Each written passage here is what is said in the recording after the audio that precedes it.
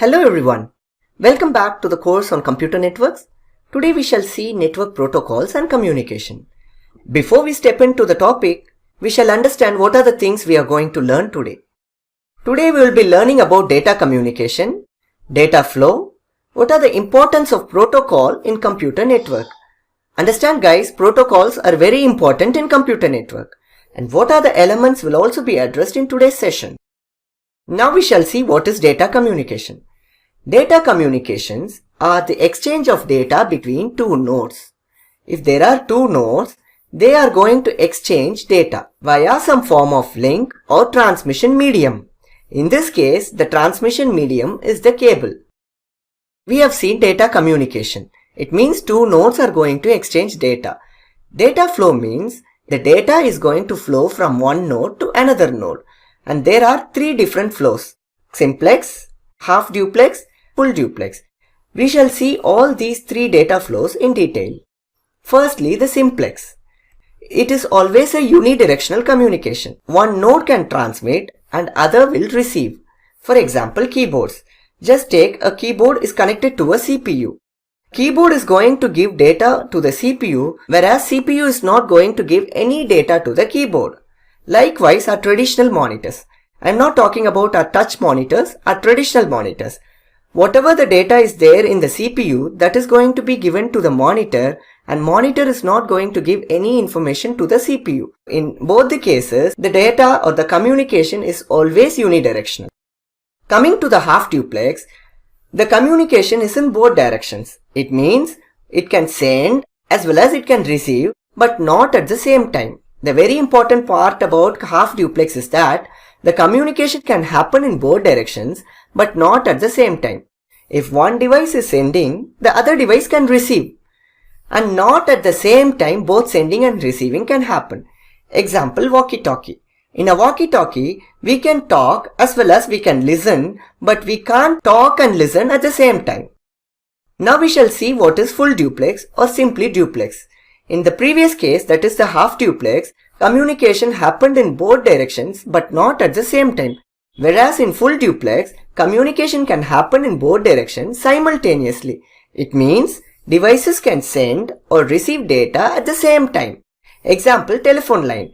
We can talk as well as listen simultaneously in a telephone line. Now we shall see an example for simplex communication. Now this computer is sending data in only one direction. So this is simplex. If both sending and receiving can happen but not at the same time, if you observe, now sending is happening, now receiving is happening, but not at the same time. This is sending and this is receiving. This is not happening at the same time. So this comes under half duplex. In full duplex mode of communication, both sending and receiving can happen at the same time. If both sending and receiving can happen simultaneously, then we call as full duplex. We will now see what are protocols. Any communication scheme, whether it is a postal communication or a WhatsApp communication or SMS way of communication, we always have certain things in common. They are source or sender, destination or the receiver, channel or media. Any communication will definitely have these things: source or the sender, destination or the receiver, channel or the media. And this communication will always be governed by certain protocols. So protocols are rules that governs all the methods of communication. What if there are no protocols? If this guy speaks at high speed, which this destination cannot handle, this communication becomes useless. So they have to mutually agree upon certain rules. What if this blue guy speaks in the language which this guy cannot understand? He may be grammatically correct, but still there is no use in this communication. Again, what if this blue guy keeps on talking at a high speed, at the same time not at all giving any room for this guy to respond? So these are example situations where the communication goes chaos or messy. So definitely there is a need for protocols, because a protocol is a set of rules that governs data communication. Simply speaking, protocol is a rule that governs data communication. Protocol determines what is communicated in the network, how it is communicated in the network, and when it is communicated in the network. Before going into the network communication, let's talk about the protocols in the human communication. In human communication, definitely there should be sender and a receiver. There may be a single receiver or a group of receivers. And this human communication can be effective only when this communication involves common language and grammar. Otherwise, communication will not be perfect. And speed and timing of delivery of speech is also very important in human communication. And if this guy wants to ensure whatever he has talked is understandable by this guy, he should get confirmation or the acknowledgement from the receiver, that is the destination. Only then human communication can be effective. We have just seen what is human communication, why do we need protocols in human communication. Now we shall see why do we need protocols in network communication. Say if there is a sender and there is a receiver, and this communication can be effective when these protocols are addressed properly. The message should be encoded, formatted and encapsulated in such a way that the destination can understand. Timing is also very important in network communication. The size is also very important because the link cannot carry big data. If this is a low capacity link, then this link cannot carry big data. If there is a very big data in the sender side, it cannot send that big data on a very small link. So it has to be handled appropriately. At the same time, the delivery option should also be dealt. Whether the message is only for one destination or some group of destinations or all the destinations in the network. That should also be dealt in the protocols part. So a protocol defines message encoding, message formatting and encapsulation, message timing, message size and the delivery. That is what we exactly call as elements. The elements of protocol are message encoding, message formatting and encapsulation, message timing, message size and message delivery options. We shall see each of these elements in a detailed manner. Message encoding means the source, that is the source computer generates a message, it gives that message to the encoder in order to generate signals. Once the data is converted into signals, now it is given to the transmitter for transmission. You may be getting confused why we need encoder here. Because we have two kinds of transmission medium. One is a wired medium, another one is a wireless medium. The source have to understand to which medium it is connected to. If it is a wired medium, the data have to be converted into signals in order to facilitate the data transmission on a wired medium. If it is a wireless medium, the sender have to encode the data in the form of waves because this is a wireless medium, we can't send signals, we have to send waves. And once the data is sent through the transmission medium, the receiver receives the data and decodes it. Decoding means understanding it. After understanding it properly, it means the message has reached the destination. This is what message encoding is all about. The sender sends the data, the sender creates the data and encodes the data, and finally the transmitter sends the data through the transmission medium. This transmission medium takes the data to the receiver.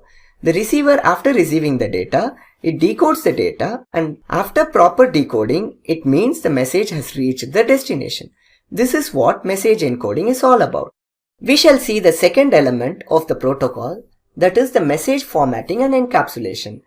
Both sender and receiver must mutually agree upon certain formats, which we call as formatting. At the same time, when the receiver receives some data, it should identify who has sent this data. We are going to add some information with the data in order to identify the sender and the receiver. So we are not going to just send data as such. We are going to encapsulate certain things like the source information and the destination information with the data, so that the right sender and the receivers are identified. And the third element in the protocol part is message sizing. If there is a very big message to be communicated to the destination, human breaks the message into smaller parts or sentences. Say if this guy has a very big content to be sent. So what he does? He breaks the message into smaller parts or sentences. Likewise, our computer should also do that.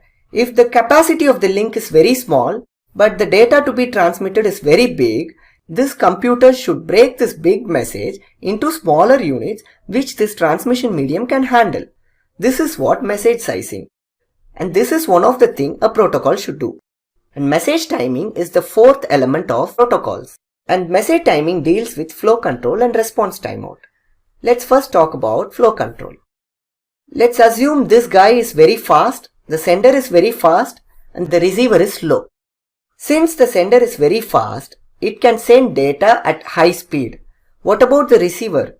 He can't handle that speed. If there is no flow control mechanism, he can keep on sending data, but he cannot receive that data.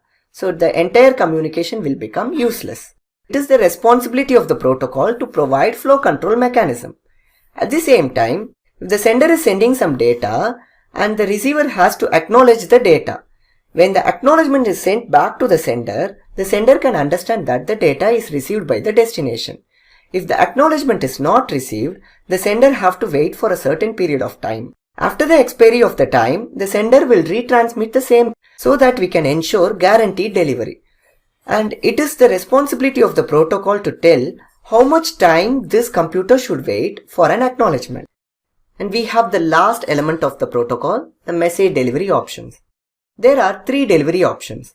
1. Unicast, 2. Multicast, 3. Broadcast. Unicasting means one sender and one receiver. It means this sender is going to send data to exactly one receiver in the network.